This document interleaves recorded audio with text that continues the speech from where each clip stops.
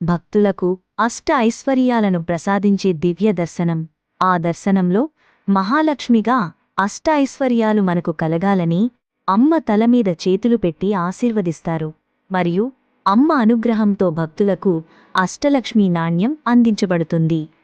అమ్మ దర్శనం చేసుకున్న భక్తులు జనలేని అనుగ్రహాన్ని, అమ్మ ప్రేమను, అద్భుతాలను ఈ దర్శనంలో పొందుతారు.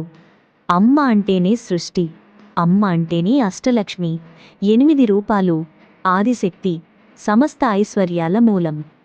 ధనలక్ష్మి సంపద, ధనం, ఆర్థిక ఐశ్వర్యం. ధాన్యలక్ష్మి ధాన్యం, ఆహారం, పంటల శక్తి. గజలక్ష్మి రాజకీయం, శక్తి, గొప్ప స్థానం. సంతానలక్ష్మి సంతానం, కుటుంబ వృద్ధి. వీర్యలక్ష్మి ధైర్యలక్ష్మి ధైర్యం, వీరత్వం, బలముతో కూడిన ఐశ్వర్యం.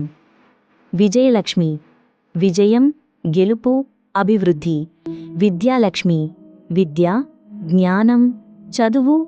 సర్వమంగళకరమైన శ్రీ అమ్మ భగవాన్ మూలమంత్రము లిఖించినచు, పలికినా, చదివినా అద్భుతాలు జరుగుతాయి.